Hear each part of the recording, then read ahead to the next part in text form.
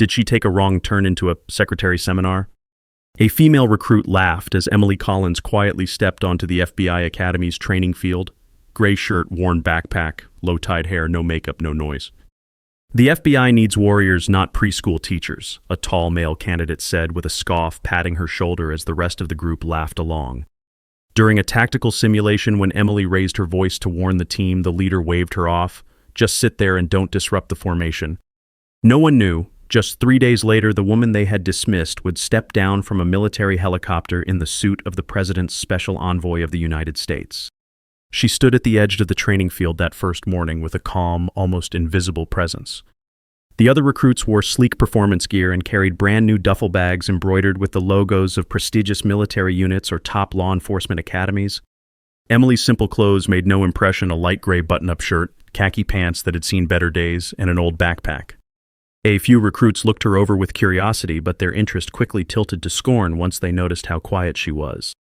They'd come here expecting to compete against the best ex-Marines, Ivy League graduates, advanced hackers brought in under special recruitment. Seeing a woman who appeared to have no specialized background triggered a wave of casual cruelty. A short but sharp-tongued woman wearing an FBI-branded windbreaker let out a loud snort. "That can't be the new standard, can it?" she asked a friend.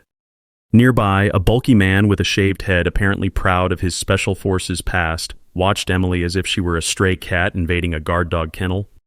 She merely shifted her bag from one shoulder to the other, face impassive. The laughter grew louder, and a few of them exchanged high fives as if ridiculing her was some kind of bonding exercise. They were all called to line up, and an instructor, a gray-haired man with a clipped voice, read their names off a list. Each recruit stepped forward at the sound of their name, raising a hand or nodding to confirm they were present. When Emily's turn came, the instructor paused a half-second, flicked his eyes from the list to her face, then continued as if uncertain why she merited a second look. She acknowledged with a small nod, said nothing, and dropped back in line. The tall candidate who had patted her shoulder leaned toward his neighbor. "She's a ghost," he whispered loud enough for Emily to hear. "I bet she worked as a school secretary and thought it'd be fun to join the FBI." His friend grinned. "Give her a week, she'll be gone." Someone behind them muttered about how they didn't need soft misfits who'd never handled a weapon. Emily remained still, eyes forward.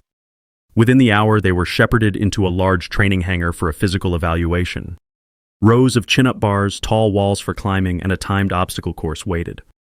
The recruits stood in clusters, each group forging alliances from shared backgrounds, a circle of ex-military guys bragging about deployments, a knot of Ivy League graduates discussing advanced degrees in criminology, a pair of famously skilled hackers who boasted about their infiltration feats. Emily stood alone, adjusting the old backpack slung around her shoulder. A tall woman with a severe ponytail brushed past her eyes, drifting down to Emily's plain attire, then letting out a faint laugh that reeked of condescension. "Someone like that probably gets pushed aside at the grocery store," she said to a friend, let alone making it into the FBI. They both laughed. Emily stared at the obstacle course, measuring it in a silent inward way. Her posture gave no clue whether the remarks affected her. The instructor signaled for them to begin the timed run. One by one, recruits scrambled up ropes, vaulted over barriers, and sprinted through a series of twisting lanes. The tall male candidate positioned himself near Emily in line. "Lots of people fail this on the first day," he said with a chuckle. "You should conserve your energy for the flight home." He smacked the back of her shoulder in mock camaraderie. She stepped forward without reacting, her eyes set on the first obstacle. The whistle blew. The tall recruit dashed off at full speed, arms pumping, showboating for anyone watching. Emily took a measured start, neither slow nor frantic. The group of ex-military men soared through the course, easily scaling walls and net climbs. A cluster of recruits from law enforcement families performed with varying degrees of skill. Every now and then, a head turned to check if Emily was lagging behind. She scaled a short wall with surprising ease, crawled under barbed wire faster than a few who had insulted her, and swung on the monkey bars with quiet determination. The tall candidate, once he had finished, stood off to the side, watching her, eager to see her stumble. When she cleared the final hurdle with only mild exertion, he forced a smirk. "Beginner's luck," he mumbled. The severe ponytailed woman shrugged. "Yeah, well, it's only day one. She'll trip up soon enough." Emily walked past them, sweat on her forehead, but no visible sign of triumph. By midday, they were ushered into an auditorium for the next briefing, advanced firearms training mandatory at the start of every new class. Recruits filed into rows of seats, the chatter buzzing with speculation over who had the best chance of passing the notoriously brutal selection process. Emily sat alone at the end of a row. The tall candidate and several others from the earlier group took seats behind her. "Secretary, can you believe that?" One whispered, not bothering to be subtle. "Public service. That's what she said, right? Maybe she sorted mail at a city office." Another voice cut in. "I'll bet she's never fired anything more powerful than a paintball gun." Emily's shoulders stiffened, but she turned no further than a single glance toward the speaker. Then she was still again. The lecture began. A stoic female instructor explained the difference between standard bureau firearms and specialized weaponry. She rattled off details about recoil velocity and advanced sighting systems. As she spoke, the group behind Emily kept up a low murmur, jokes about how Emily wouldn't know a Glock from a hole in the ground, or how she'd probably cry the first time a gun kicked back against her shoulder. A few seats away, a broad-shouldered recruit frowned at their hostility but said nothing. Emily quietly took notes in a small battered notebook. When the instructor asked for questions, Emily lifted her pen slightly but decided against speaking. The tall candidate snickered. "I guess she doesn't even know what to ask." The class moved to the range where each recruit was assigned a lane. At the far end, 2 hacker recruits were setting up, fiddling with the digital scoreboard that tracked hits.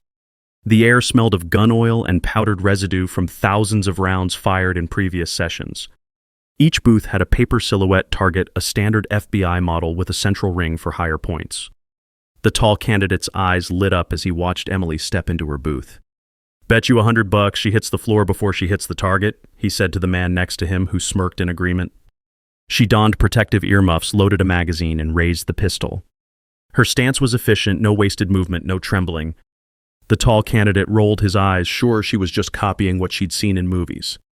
Instructors walked the line, checking posture. Emily's posture needed no correction. At the signal, the first volley erupted.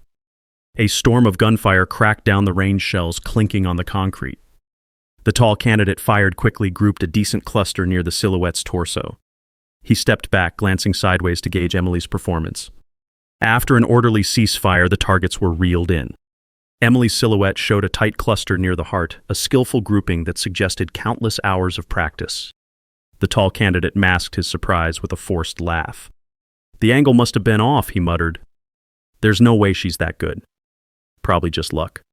One of the instructors raised an eyebrow at Emily's target, scribbled a note on the clipboard, and continued down the line.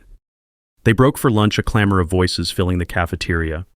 Tables were arranged in a grid, many of them pushed together so recruits could congregate in their cliques. Emily, tray in hand, glanced around for an empty seat. She chose a lone table near the back, apparently content to remain solitary. A slender woman with short hair and an uncertain expression carried her tray toward Emily's table, hesitated, then turned around at the last second, joining a group she knew better. The tall candidate, perched with his friends at a center table, caught this moment and called out, "Yeah, keep that seat warm for the real agents." Snickers passed among them. A rumor started that Emily might be some bureaucratic attaché who'd used connections to get here.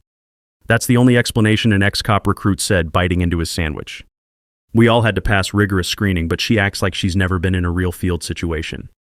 The group nodded sagely as if this was a proven fact. Emily sipped water, ignoring the commotion, her gaze drifting to the digital clock overhead. A flicker in her eyes recalled a faint memory standing in a private corridor of a government building, glancing at a similar digital readout that counted down to a classified briefing. No one around her noticed that subtle shift in her expression. She finished her meal, placed the tray away, and walked out, old backpack slung over one shoulder. In the afternoon, they began a tactical field exercise. Recruits were grouped into squads to conduct a simulated hostage rescue. The chosen squad leader was a brash man who prided himself on real-world experience with local SWAT. He addressed the group, Emily, the tall candidate, the ex-cop, the ponytailed woman, and a few others, in a clipped tone. "All right, we'll move in from the north side, breach the door, neutralize threats. Everyone follow my orders." Collins, he didn't bother to hide his disdain. "You can tag along and observe, but if you come from public service, you might want to stick to paperwork. Don't interfere with professionals." The tall candidate snickered, patting Emily on the back with mocking encouragement. The ex-cop made a face as if to say, "I can't believe we have to drag her around." Emily didn't argue, simply nodded and fell in line behind them. They reached the simulated building, a structure fitted with pop-up targets and sound effects mimicking gunfire. The ponytailed woman asked about alternate entrances, noticing a side door. Emily spoke up softly, suggesting they position one pair at the flank for a coordinated entry. The SWAT experienced leader cut her off. We rush in together or we don't rush at all. Keep your suggestions to yourself. The group formed behind him, weapons loaded with paint rounds. Inside, instructors played the role of armed suspects. The moment the squad burst through the front door, chaos erupted. The lead instructor had set up a crossfire scenario that the squad leader never anticipated. Paint rounds pelted the group from multiple angles. Shouts and curses filled the space. The tall candidate took a direct hit on his vest. The ex-cop slipped on scattered debris, leaving him momentarily exposed. Emily pressed against a corner, scanning the chaotic environment. She spotted a route to flank the suspects, but the squad leader yelled that she should stay put. 2 more recruits took hits to the helmet, signifying lethal mistakes. The instructors triggered a smoke grenade, filling the room with thick clouds. The simulation ended in a blaring horn that indicated a failure. They regrouped outside, paint stains across their gear. The squad leader glared at Emily. "You didn't contribute anything but dampening morale," he snapped, as though her mere presence had doomed the operation. The tall candidate joined in. "If she'd been more decisive, we might not have stumbled. Or maybe we just had to carry dead weight." Their words overflowed with resentment, refusing to see that the plan itself was flawed. An instructor approached, shaking her head. "That was reckless," she said to the squad. "No coordination, no listening to potential alternatives." Then her gaze fell on Emily. "But did you really think you're qualified to be here? You barely engaged. You just stood off to the side, correct?" Emily inclined her head slightly, offering no excuse. The tall candidate gave a smug grin, as if the final authority had spoken. They filed away, leaving Emily standing in the swirling smoke that lingered around the training structure. Evening rolled around with a tension that felt almost tangible. The recruits returned to their dorm rooms, sweat-soaked, paint-stained, exhausted. Conversations echoed in the corridors. Some boasted about partial successes, others complained about the brutal tempo of the training. A few singled out Emily's presence as the biggest mystery. The ponytailed woman paced the hallway, telling a friend about how incompetent Emily looked in the face of a real operation. "This place demands steel nerves, but all she does is stand there like she's checking library books." The ex-cop claimed he'd had enough, muttering she either quits or she gets cut. "There's no future for her here." Emily's door remained closed. Through the narrow gap beneath it, lights shone deep into the night. A quiet hush enveloped that end of the hall. Someone who passed by saw her silhouette seated at a small desk, hunched over what looked like training manuals. The next morning, the humiliations continued in subtler ways. During warm-ups, the tall candidate jogged too close to Emily, nudging her off stride. When she stumbled back into position, he called out, "Gotta keep up, Ms. Preschool." Another recruit snorted.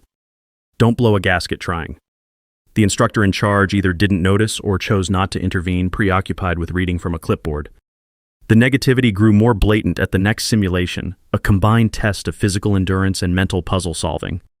At one station, recruits had to decode a scrambled message under time pressure. Emily arrived just behind the ex-cop and ponytailed woman. They blocked her view of the puzzle, snickering. She edged around them, quietly scanning the pieces. The ex-cop gave her a hard stare. "Don't expect me to help. You should figure this out on your own if you're so qualified." She gathered the tiles, arranged them methodically, forming the required phrase. Before the ex-cop realized what was happening, she stood up, leaving him grappling with the solution. By the time the tall candidate arrived, Emily was already moving to the next station. He scowled, refusing to believe she'd handled it more efficiently. He muttered something about lucky guesses and raced on, determined to outperform her in the more physical tasks. But at the rope climb, she maintained a steady rhythm, reaching the top about the same time as the ex-cop. He shot her a glare, and she dropped back to the ground, calm as ever. They posted preliminary scores that afternoon. The digital leaderboard displayed a list of trainee names arranged by combined points for physical performance, mental agility, and marksmanship.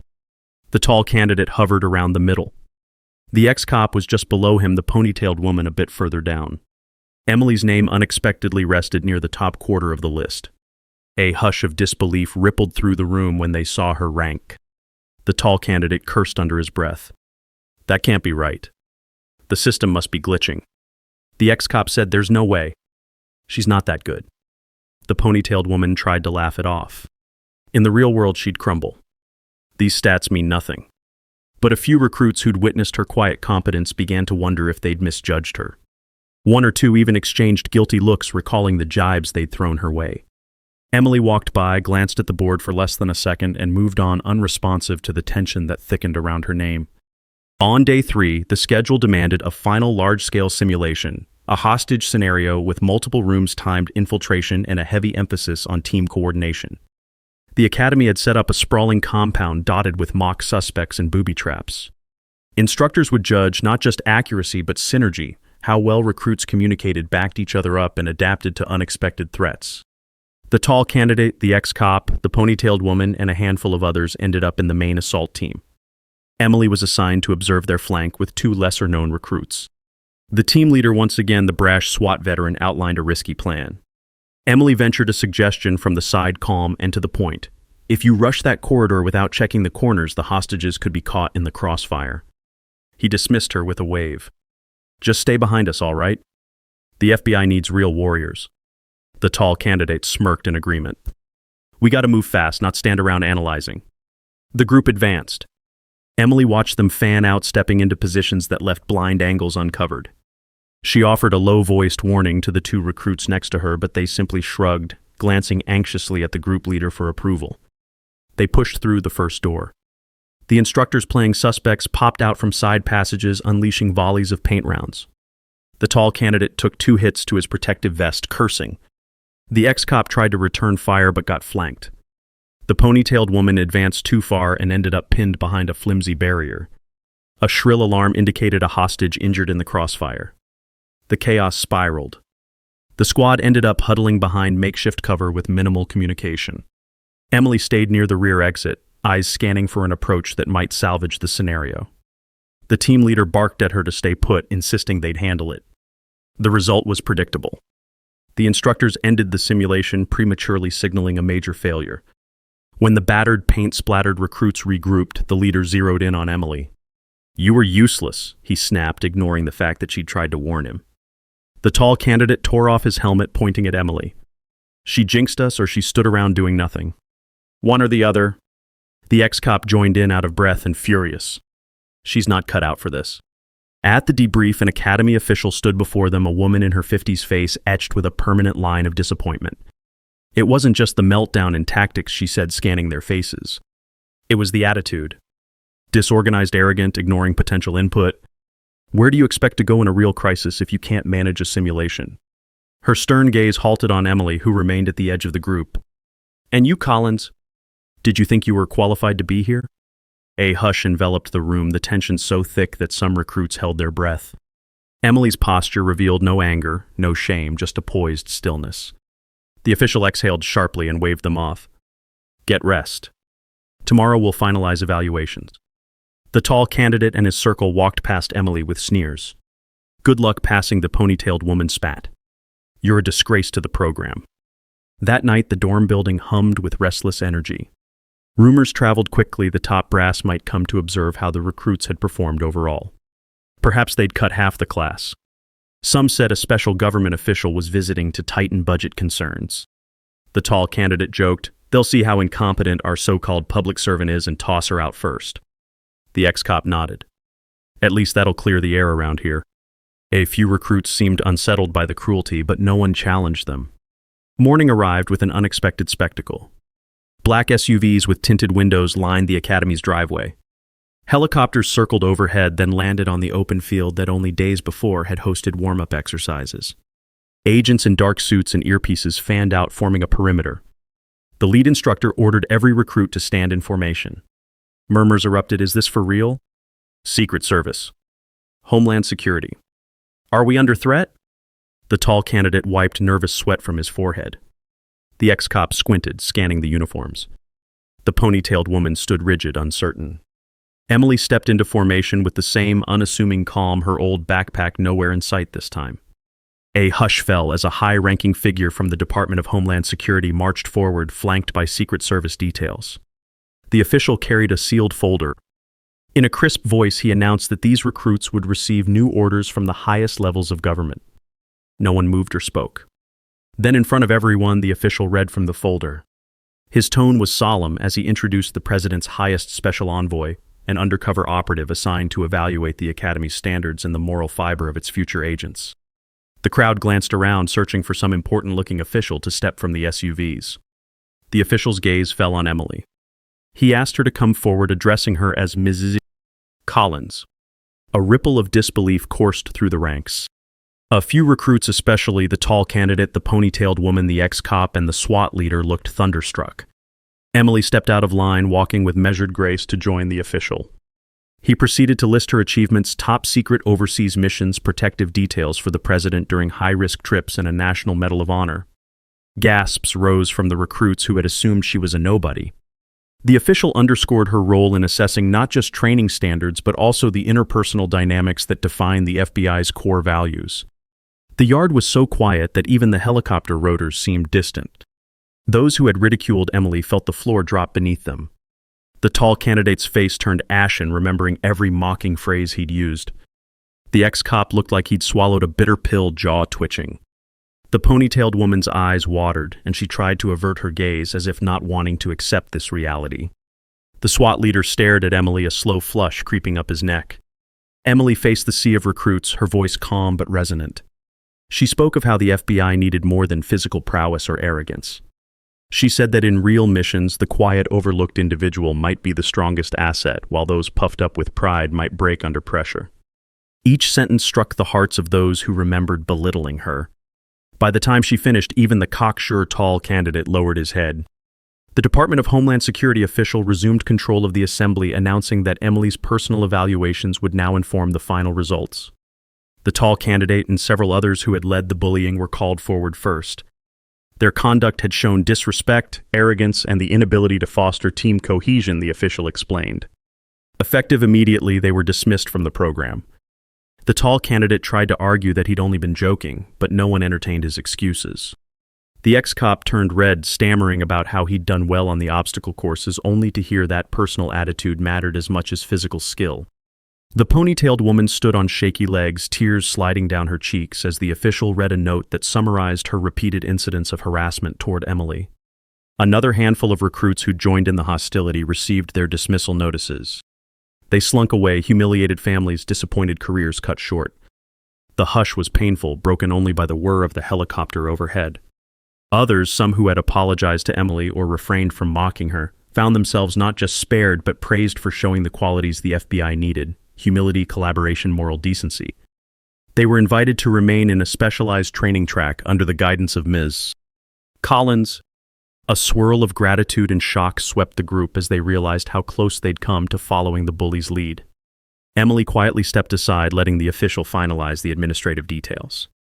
The tall candidate's shoulders slumped, was escorted out. He glanced at Emily one last time, his expression torn between anger and regret. The ex-cop, too, paused before leaving, as if wanting to speak but lacking the words. Then they were gone. Within the hour, the courtyard cleared of onlookers. The specialized group remained unsure how to proceed in the face of such a revelation. Emily, now dressed in a crisp suit jacket she'd retrieved from one of the black SUVs, addressed them. Her tone was neither smug nor vengeful. She spoke of the mission behind law enforcement: genuine service to the country, an oath to protect citizens regardless of rank or background, and a duty to treat teammates with respect. Some recruits hung on every word, humbled. Others struggled with shame but stayed silent. The flash of memory passed through Emily's eyes, standing behind the president at a global summit, scanning for threats, quietly ensuring everyone's safety. She turned that same steady gaze on these recruits, telling them that badges alone didn't confer honor. It was how they acted in moments of challenge that mattered. An uneasy relief settled over those who remained. They asked no direct questions about her personal past, sensing she wouldn't elaborate much. Instead, they listened with a new sense of awe, realizing that for days they had been tested by someone with the president's full trust. In the days that followed, the newly trimmed class continued their training under a different atmosphere. Gone were the jeers and petty humiliations. The instructors, many of whom had been in the dark about Emily's identity, adopted a more careful approach to oversight. The official from Homeland Security visited each station, verifying that a culture of respect was enforced. Emily herself led small group discussions on tactical scenarios. Recruits who once would have dismissed her suggestions now listened intently, adjusting their strategies in real time. When one or two tried to slip back into sarcasm, a single glance from her was enough to remind them how quickly fortunes could turn. A hush of transformation spread across the academy. Future drills showed better coordination, quieter forms of leadership, and a willingness to accept input from any team member regardless of background. Many of the recruits who had scorned Emily discovered that their own families or references heard about the fiasco. Some faced phone calls of disappointment sponsors pulling away or scorn from local precincts that refused to welcome them back. Meanwhile, a smaller group who had either treated Emily neutrally or offered her basic courtesy found themselves singled out for advanced mentorship. She took them through high-level discussions of intelligence protocols, revealed glimpses of how protective details on foreign soil actually function, and underscored the real meaning of service. Their eyes shone with a sense of purpose they'd lacked before. No one tried to pander to her with flattery. It was clear she didn't care for overt praise. The old backpack and gray shirt sometimes reappeared as though she hadn't fully shed the undercover persona. But the respect in people's eyes was tangible, a far cry from the dismissive contempt they'd shown earlier. Once the academy wrapped up its final evaluations, a brief ceremony was held in a modest gym where they usually practiced hand-to-hand techniques.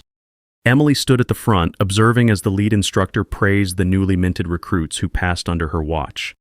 One by one, they received official letters confirming their acceptance into advanced FBI postings. The hush in the room spoke volumes about the transformation that had taken place.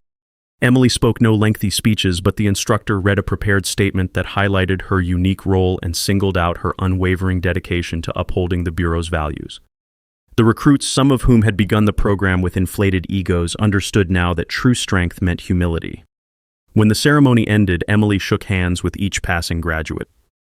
They looked her in the eye, grateful not just for the chance to remain in the academy, but for the lessons in character that had altered them forever. As the day wound down, black SUVs waited outside again, ready to transport Emily back to her next assignment. A hush followed her steps when she walked through the corridors. She paused at a glass case holding the photos of past cohorts, her reflection mingling with the images. A faint memory glimmered in her eyes, standing behind bulletproof glass in a foreign embassy, awaiting the arrival of a key official. She blinked, letting the recollection subside. A couple of recruits who remained approached, unsure if they could speak. One mustered the courage to say they appreciated her fairness and regretted they hadn't spoken up sooner against the bullying. She inclined her head, a sign of quiet acceptance. Then she headed outside the door, swinging shut behind her. The waiting official from Homeland Security greeted her with a respectful nod, and within minutes a helicopter's blades churned the air, lifting her away from the campus she had changed so profoundly. Stories of Emily Collins, the quiet public servant who turned out to be the president's highest envoy, echoed through the academy's hallways for many classes to come. A hush fell whenever her name was mentioned, tinged with both awe and a sense of caution. People realized that cruelty, arrogance, and shallow judgments could wreck promising careers, while integrity, respect, and silent strength could move mountains. Those who once prided themselves on boasting or belittling now spoke more carefully, recalling how a single person's unassuming presence had held more power than all their combined bravado. The simple truth she embodied remained a whispered legend that the greatest authority often comes from humility.